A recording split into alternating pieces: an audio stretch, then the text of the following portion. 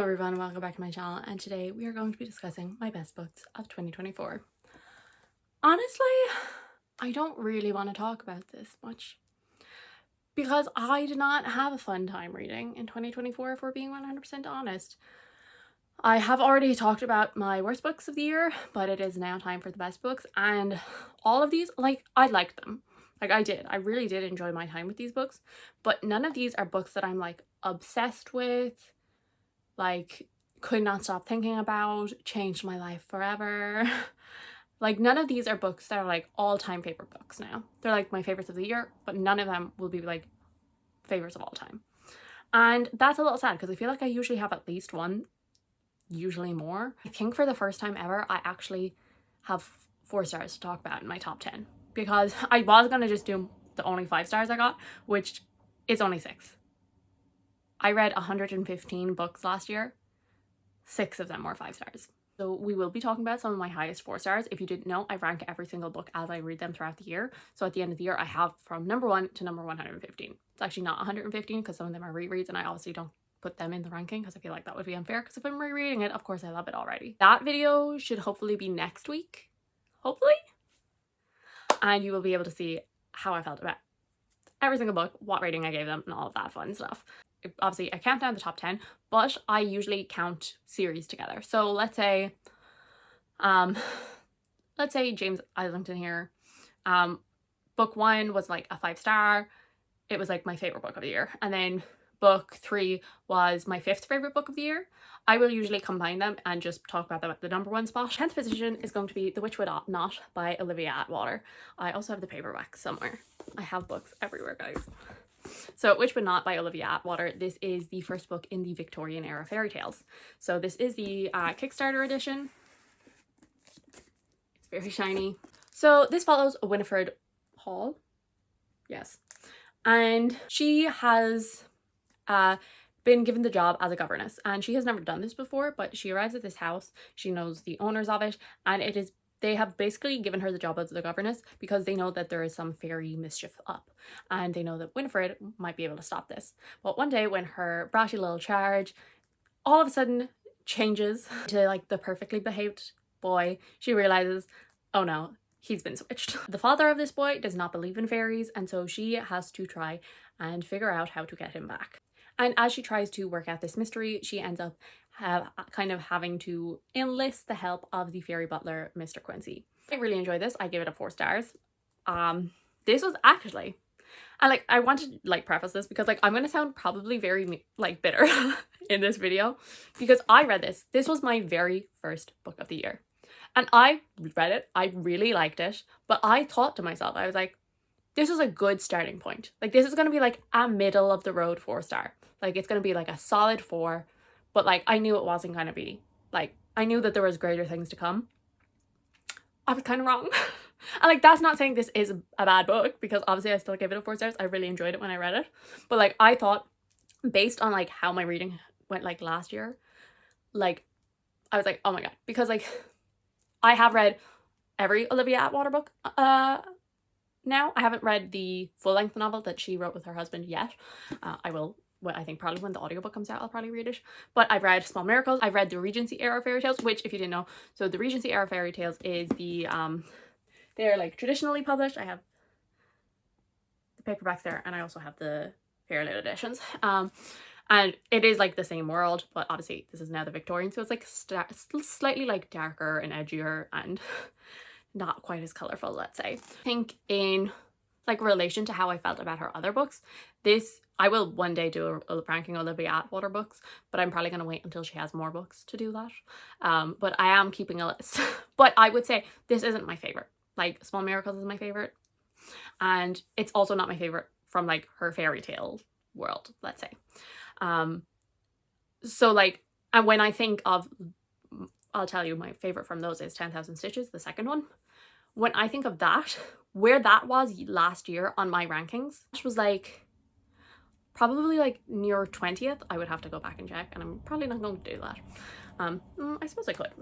10,000 Stitches was 19th out of 140 books that I read, and it was a very high 4 star to me, and I liked it I would say much more than this. Like, not that, like, not as though, like, this is so much worse. Like, it just was more my preference and all of that.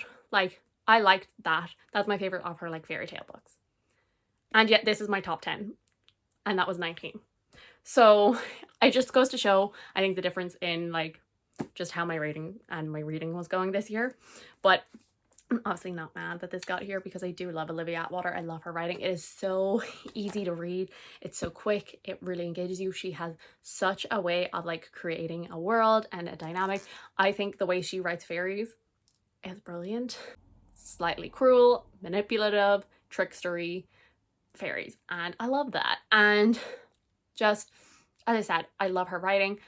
Her humor, I think she just gets me.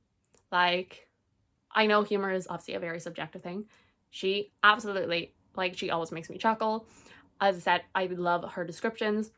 It's very easy to get into her writing style. It is so quick to fly through her books. And her characters, I do think that these weren't my favorites. I think it took me to about 50% to really, like, start rooting for them and start to, like, see maybe, like, that chemistry between them as a couple. But after that 50% mark, I was obsessed. Like, I was so in love with it. The first half I did not love as much, which I think is a bit weirder for me with her books. I usually, like, am immediately into her books, whereas with this one, as I said, it took me until the 50% mark to really get swept up in the story.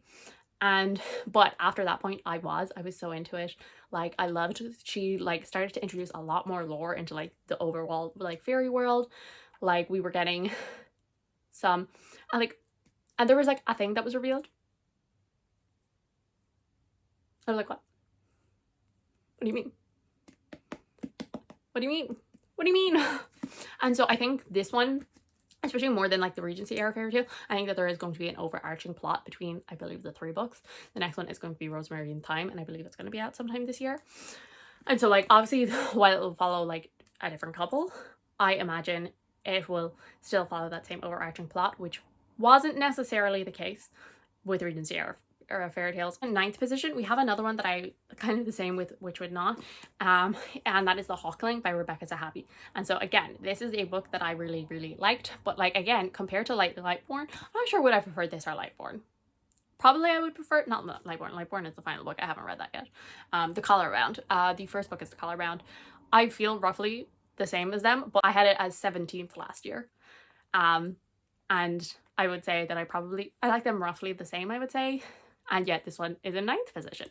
So just goes to show that my 4 stars, you know, I was really lacking the 5 stars this year. I think a lot of people didn't like the second book as much as the first one because it was very much the same as the first book, but I honestly didn't care. So The Collar Bound, it follows 2 characters. So we follow Tatters, who is a collar bound, and so he has this, like, gold collar that shows that he is a slave to someone, and he spends his time hanging out in this bar doing, like, these mind battles with these students in this school. And then we follow our other character, who I can't remember her name, Isha, and she has just joined this school, and she has a tattoo that's associated with, like, this other group. She shows up at this major school, people automatically, like, judge her, and the 2 of them, and as I said, she ends up kind of forming a friendship, mentor-mentee kind of thing with Tatters, and the 2 of them kind of might have, like, some backstory that connects them together that they don't realize. And I think this series, or, like, there's not a lot of plot. There's not a lot of plot happening. But I eat it up though. So I just love the characters. I love the world. I love the vibes. And I love the writing. And so, like, I love everything else so much that it kind of makes up for it not having a plot to me. I think a lot of people with the first book, they were kind of okay because it felt prologue-y. It felt like the start of something brilliant. Like, we got introduced to these characters, really, like, started to feel for them, got a good bit of their backstory, like, knew what they were like. A lot of world building, how this magic works, it's all in your mind, like, these mind battles. And school is, like, on the edge of, like, the sky kind of thing. Like, just, like, some really cool descriptions, like, really awesome characters, and, like, the writing is so addictive. These books, like, you just fly through them. They are so fast paced. They, like, really, the writing style, it just absolutely gripped me, and, like, I couldn't put them down. And that obviously same goes for this. But obviously, like, I felt like, and a lot of people kind of felt like, oh, this was like all set up, like we were laying the foundation. Like the second book is really gonna like, things are gonna happen. And like it does, but also doesn't. It is very much character based and all of that. And so like it feels like nearly, because like a lot of the time in this book, like they are kind of like stuck in weird like bad situations. And like so they're actually not moving the story forward, like of like the world and like this potential war and all of that that is coming. Like they are not progressing that. They are like off like being stuck somewhere or talking to someone else while like everyone else in the background is doing stuff. And so it feels like, so like there is stuff happening, but it's not necessarily our characters that are doing it. And I can definitely see what people wouldn't necessarily enjoy that. But as I said, I really enjoyed it. I love the world, I love the writing, I love the characters. And so I just had such a good time, and I'm really excited to see how the series wraps up. I'm waiting for the paperback, but as soon as the paperback comes out, I will be reading it straight away. Two books that I will be combining for this. And so in 8th position we have The Iron Crown and the Shadowgate by L.L. McCrae, which also I would like to say that this makes me feel a lot better because I put some indie fantasy in my worst books and I felt real bad because like, oh, they're indie fantasies, but I also put some in my best books, so it's okay. It balances out. You can get them, buy them and get them signed and personalized on her website. So I did that. I ate these up. These are big books. I think I read each of them in a day, which does mean like, is my memory of them very good? No. And do they completely blend together? Like I cannot tell you what happened in which book. Not a chance. Not a chance. But I think I read them during Ramadan. Yeah, I needed an audiobook and I was looking, and I think I was doing an indie fantasy reading vlog and somebody had mentioned them to me and I was like, it's on Scribd, listen to it, see what it's like. And I was just, oh, so drawn in. I can't even remember like exactly why I didn't give them like 5 stars because I really, really love them. I think there was just like a couple of like small issues that I had with like plotting and pacing, I think, if I'm remembering correctly. But as I said, like these two blur together, so I can't even tell you what things annoyed me when. But I did overall really enjoy it. We start and we wake up with Fen, and he has no memories of anything.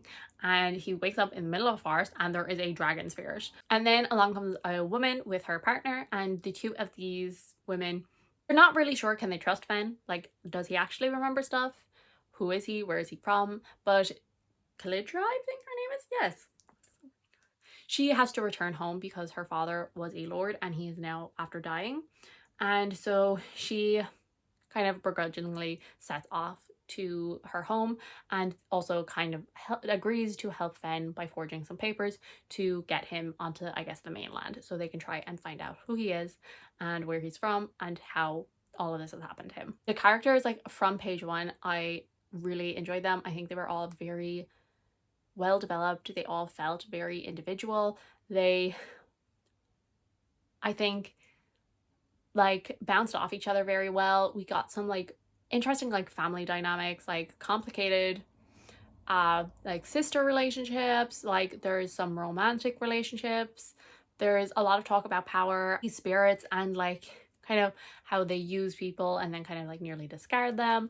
And we also like kind of the lengths you are willing to go to save the people you love, because I think that's also what I really enjoy about the series is a lot of the characters is like they will kind of like they're like, I might destroy the world if it means I can get my family back. At some points that can be very frustrating to read, but also like it's kind of realistic sometimes. I believe that she is working on the 3rd and final book, I believe, in this trilogy, and I'm so excited to get to it. I will probably try and reread these before then because, as I said, maybe like read them a bit slower, separate the two. Maybe I'll like, whenever we get a release date, I'll read this one month, read this the next, to try and like not, it's kind of like, definitely let's try and separate them in my mind. But I did really enjoy these. I think they're such good high fantasy, like epic fantasy, dragons, like they're so good.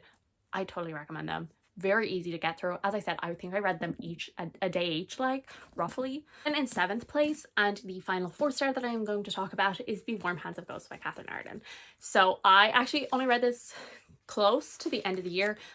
I actually believe the last video that I put up would have been the video where I actually talk about it and read this. So this book, it follows 2 siblings in different timelines. So we follow the brother. He is the younger brother, and we follow him in the end of 1917 as he gets trapped with a German soldier after an explosion, and the two of them have to work together to get out. And then we also follow his older sister, who was a nurse, I can't remember her name, Laura, in the start of 1918. So there's only a couple of months between the two timelines, but we follow her. She has returned to Halifax. She had previously been a nurse in World War I. But when she gets a box of her brother's stuff, and it seems very vague, it's saying that he's missing, but it's not saying that he's dead, she decides that she is going to go back to Belgium to with her job as a nurse to try and find out what has actually happened to her brother.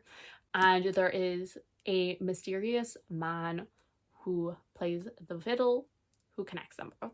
And I really enjoyed this. It was one of the few books this year that actually made me tear up. What stopped it being a 5-star was the start was very slow. It felt very disconnected. It was very slow, and it kind of, based on the synopsis and obviously it being a war book, I was like, I kind of had a feeling where this would go. In the first half, like, you really weren't getting much of it. You were just getting like the build up of this character. They're kind of like very much separated. Like, obviously she wants to find her brother, but like we're not really getting much of that. And it was only kind of at near the 50% mark is when we really start to see all of those themes and the plot really come into play. And after that point, like, I was obsessed, but I just think the setup was a little long, and that's what prevented me from giving it a 5-star. But like, the second half was absolutely 5-star material. The characters, the way that she got you to feel for them, this book, like, at the end of the day, it is about like humanity and the lack of it.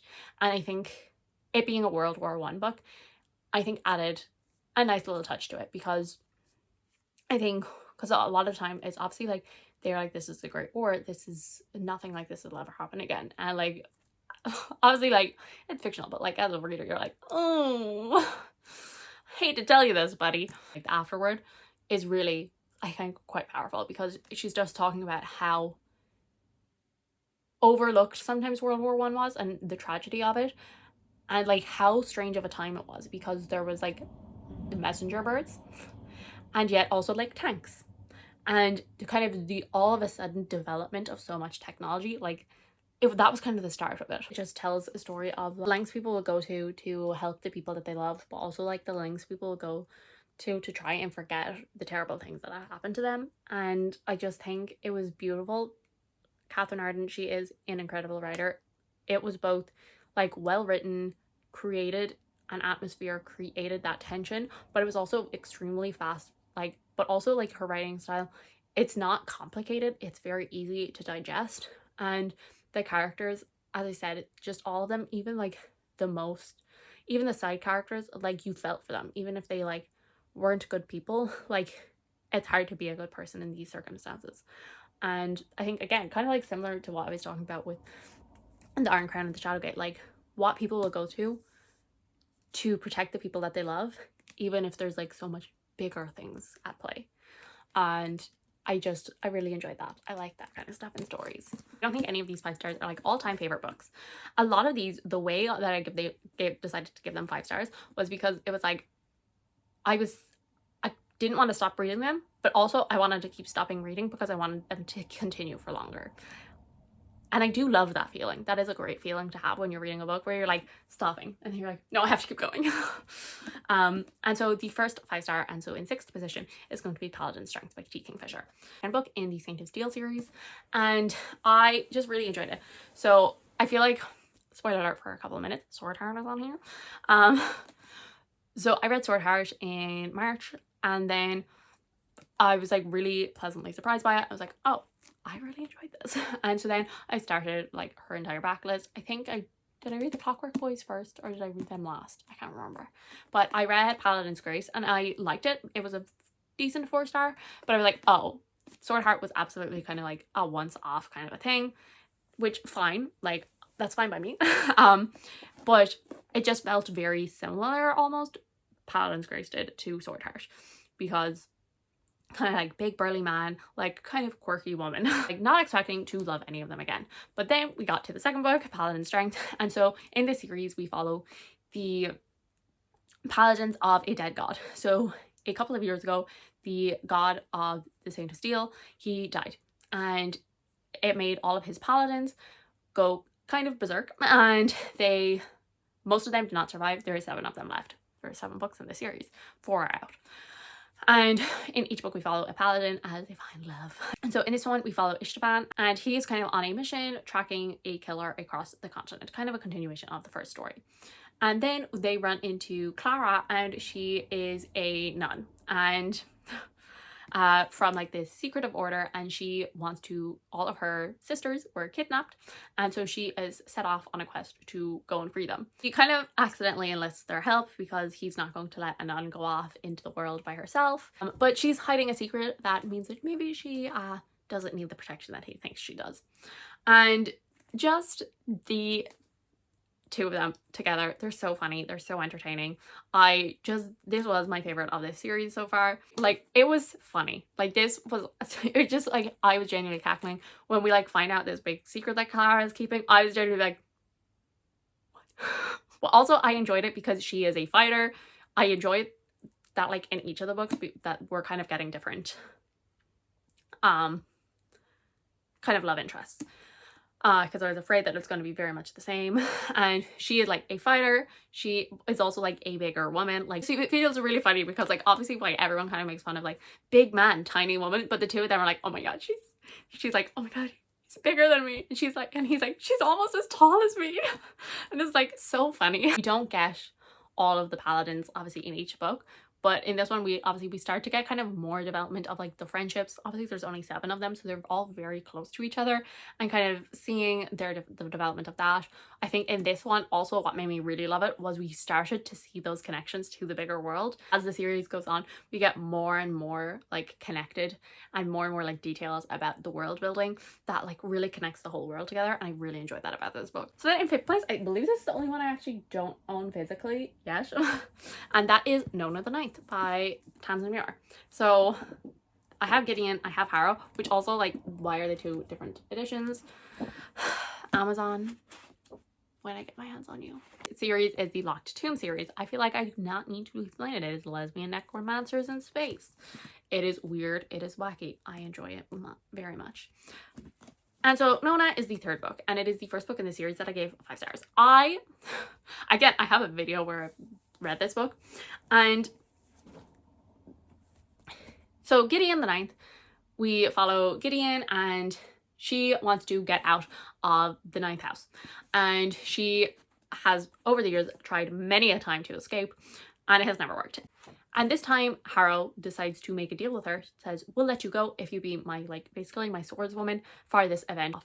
And it is like this really like mix of murder mystery, and like they have to figure out these puzzles. Very fun. I very much enjoyed it. I gave this a very high 4-star when I read it last year. I think the humor, I got a little tired of it. I really enjoyed this. I think there was like stuff that happened in here that like really like was like fun and unique, and like really put like some fun twists on it. It's obviously very humorous. It like, as the series goes on, we blend sci-fi and fantasy so extremely well. I give this a 4-star. Then I read the 2nd book earlier this year, and I give it a 3-star. It just didn't grip me as much. Like, yes, I was like, we're getting stuff that adds to the world, but I just don't really care as much. So Nona the Ninth is the 3rd book, and it's strange because I think I preferred Gideon the Ninth, despite the fact I gave it a 4-star. But as I said, I was desperate for 5 stars, and this book, like, it was that sensation where I kept pausing because I was listening to the audiobook. I kept pausing it because I didn't want it to end, and then I'd be like, no, I have to read. And so I was just so invested in it. I really enjoyed Nona. Like, there was just so many questions around her. I was like, who are you? And we got some like really fun reveals as the book went on. I think this book is really where we start to get like, as I said, if you told me in the 1st book, people say that it's a sci-fi fantasy one, but if you had to choose one, which would you categorize it as? I would say, oh, fantasy. Whereas in book 3, it's like, oh, sci-fi. Like, the way that the world building has developed throughout the 3 books is like so interesting. We've gotten so much more backstory and we're really starting to get the full picture. I'm really enjoying it. Obviously there is still stuff that Tamsin Muir is keeping from us, but I think she's really starting to like drop like the hints and tell us like what the like goal, what she sees in the series. Then in fourth position we have Jade City by Fonda Lee. I still need to continue the series, so this I feel like I don't even need to talk about. People love this series so much. The first book in the Greenbone Saga, and the Greenbone Saga follows this family and they can use Jade, and so Jade can kind of enhance your abilities, make you faster, stronger, all of that. And there's only a couple of families that can use Jade, and there is now this drug that is going around that can make anyone use Jade. It follows the war that is between these two families that are like in control of the Jade of the city, and we follow one of these families, the messy dynamics, how they kind of feel, how they've grown up, and as they come together to try and figure this out once and for all. This isn't like a new all-time favorite, but I can see it being the series as a whole being like a favorite. I think the characters just haven't 100% gotten me yet, and I know people talk about how amazing her character work is, so I know that it will come. It's just it didn't 100% happen here. I just loved the politics, the build that she did. She was ruthless already in book one, and I know it gets worse from here. So perfectly writes it down that you like understand it very easily. Like there's a lot happening, but I think she makes it very digestible. She makes it easy for you to understand. After the halfway, I was kind of thinking 4-star, and then like after the halfway point I was like no, this is a 5-star, because like just like something happens that I was like, oh my god, she's really like gonna go there in this series, really get into the nitty-gritty, and like just I just see so much potential with the betrayals and all of this. It's gonna be so much fun. I 100% loved the characters. I like, because it's kind of complicated because they're not necessarily good people, like they are very much flawed by the way that they've been raised. Like a lot of them have like very much prejudices built into them, and like so it's kind of hard to read for them, but also like you do feel for them, and I just don't 100% like obsessed with them yet, and I feel like that's what it's going to take for me to like be obsessed with this series and be like, oh my god, new all-time favorite series. And I hope that that'll happen in the second or third book. And so then we get to third place, and when I tell you these top three, well, okay, number one not so much, but 2 and 3, if you had told me like last year that these were going to be number 2 and 3, I probably would have laughed in your face. Like genuinely would have laughed in your face, because number 3 is a romance book, like straight up contemporary romance. And that's Happy Place by Emily Henry. And here's the thing, is I know that people are gonna be like, that's not her best book. That's the one you've given 5 stars? And yes, I'm very much the unpopular opinion. I've read 3 of her books. This is my favorite one I've read from her so far. I think that's an unpopular opinion. I think this is a lot of people's least favorite. This and the second one, I think, are a lot of people's least favorite. And just for me, I absolutely ate it up. I loved it. So this follows Harriet and Wynne, and they were the perfect couple. And every year their friend group goes on a holiday together. And they head off on this holiday, but they are lying through their teeth because they have broken up a couple of months before. But it's the last time that they are going to be in this cottage because it is going for sale. And so they have to make the best of it. And so none of them want to break their friend's heart by being like, hey, we're not together anymore. So they decide to fake it. And maybe it's not so fake. And I can see why this isn't people's favorite, but it just absolutely worked for me. And like the thing is, because like I think why probably a lot of people don't like it is like it does kind of rely a lot on miscommunication or no communication, or at least like the start of their issues do.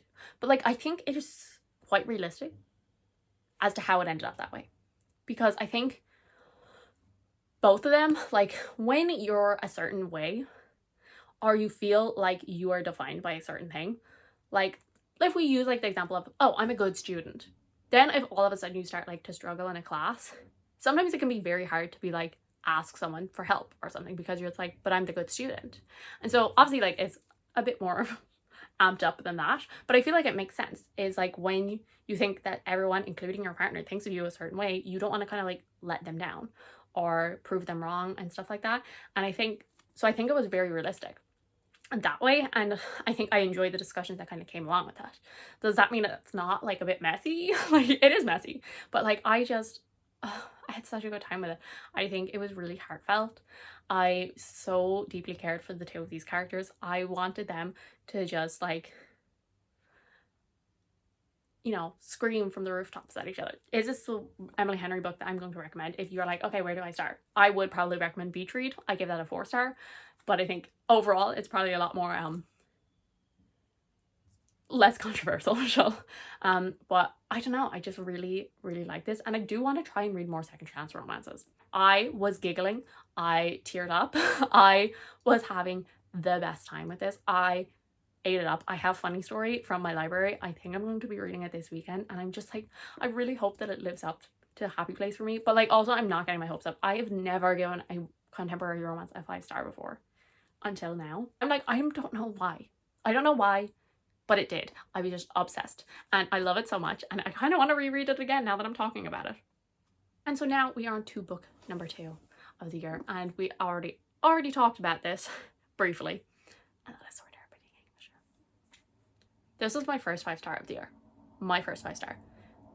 I was in shock. I was like, this is the first book I'm getting a 5-star. So I would never have seen this coming. This is currently a standalone. She has said that she's going to make it a series. So this follows Hala, and she was married, but her husband died a few years ago, and so for the past few years she's kind of been working as a housekeeper for her dead husband's great uncle.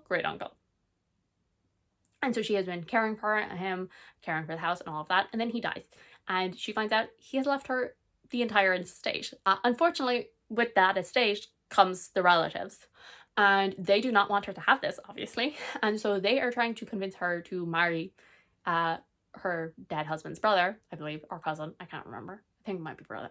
She will not let this happen, and so she is locked in her room by these people, and she draws this sword off the wall. As she pulls the sword from its sheath, a man appears, and he basically says that it's